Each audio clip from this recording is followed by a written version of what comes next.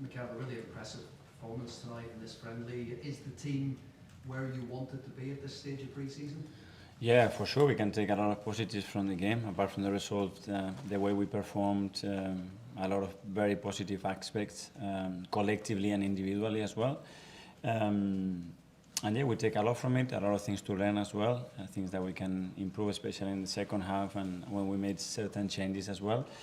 But again, a really good test, a really good team, really well coached, and it was a good performance.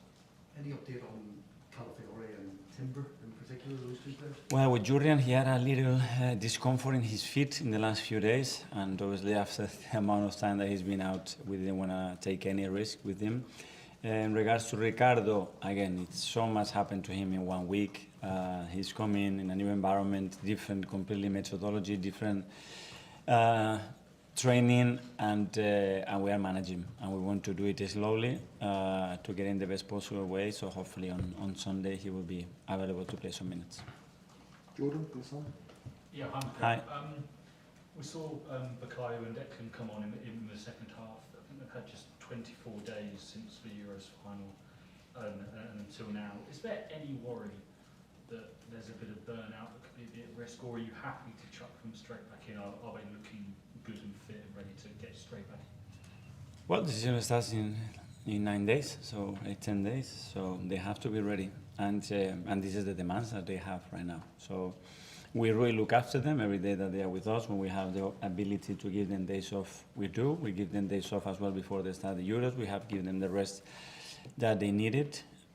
And the best thing to do is when you look at the faces and there is that spark in their eyes to come back and say, I don't want to miss it because I know how hard it's going to be to get back. That's the best sign. The players want it. So there's no chance that you may have to ease them into the Premier League season. You want them to be ready to start?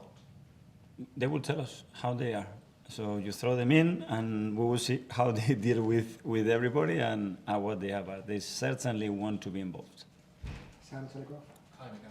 Hi. I think generally people try and keep the excitement to a minimum with young players and control the hype, but you can just see with Miles and Ethan, especially how comfortable they are in this first team setting. Yeah. Do you expect them this season to be quite heavily involved in the first team and to be playing quite a lot of minutes? If they continue like they are doing right now, I'm not going to have any difference whether they come from the academy or we sign them from Argentina or Germany or Italy. They are showing the qualities that they have, especially they're showing the personality that they have to play at this level. And let's see why we're going to put any restrictions. The opposite, they deserve minutes, they will get minutes. I saw you talking to Miles on the pitch at the end. Yeah. Can you share what kind of thing you were saying? No, it was about a few actions that he did really well, and others that he needs to understand a bit better, and especially the focus and attention that these games demand, you know. And he really wants it. Harry, BBC London. Hi, Mikel. It looks like there's a really good understanding developing between Gabriel Jesus and Kai Havertz. It's often said that Gabriel Jesus drifts out of that centre-forward role. Does having someone like Kai behind him who's willing to make those runs, does it bring the best out of both players, and are you excited to see them play more together? Yes, I think it's something that you can see coming. It's natural, it flows, there's good chemistry between them, as well with Leo. I think because the three, they have that false nine profile, and I really like what I saw today. Yeah. Hi, Mikel. On a similar kind of point, with Kai and Leo last season, they really dovetailed quite well towards the end of the season. I was wondering, do you see this season as a continuation almost of last year, or do you kind of separate it in seasons, if that makes sense?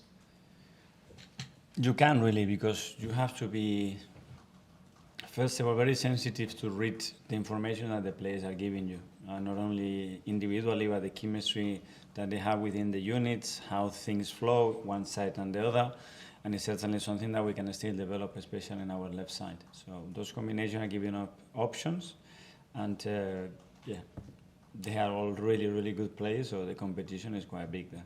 Okay, Kai, Football London. Okay, another Hi. one, which is I know this time last year we were talking about how he was getting back to his best. I remember that Barcelona game in LA, and we thought it was going to be really good. And then obviously it didn't quite work out last season. But do you think he's getting That's his best again almost right now. Yeah, as I said from day one, the first feeling when I saw him after talking to him at the end of the season, it was something different. I could sense it. His energy was different. The way he looks is different. The way he's moving is different, and he really wants it. So now it's about finding that consistency. It's not a moment. It's about finding the consistency and doing it in any context, against any opponent, against any formation, any day, every 3 days, for 90 minutes, for 30 minutes, for 70 minutes. Okay, what you are able to produce in those circumstances. But Okay. it looks good. Okay, we'll just do two more now. Isam from the main. Hi, Mikhail. Hi. Alexander Zinchenko had a great first half, scores a goal. With this season coming up, what kind of role do you see him playing? And do you see him maybe going into a left midfield role possibly this season? Well, again, obviously he's played there. The main focus for him right now is playing as a fullback, and the options and solutions that he provides in that part. He knows the quality that he have. He knows the things that he needs to improve. And another one that is very at it. You can see his body language, and you can see that there is something there. And with Eddie Nketiah, he's obviously been linked with moves elsewhere. What's the situation with him? What's your plans for him this season? Again, we cannot talk about things like that. He played some minutes today. Again, he's a player that gives us so much that we really like him, and at the moment there is nothing to discuss. Okay, finally Ryan from the Mirror. Just similarly, Mikel, with Aaron Ramsey, who didn't play today, is it going to be hard to keep him? Have you had conversations with him about staying at the club, because obviously he's not playing at the moment? It's the same situation like other players. You know, everybody wants to play, have opportunities. I have to give those options. They have to earn it, and there's no difference. Okay, well, thanks Yeah, very much. thank you.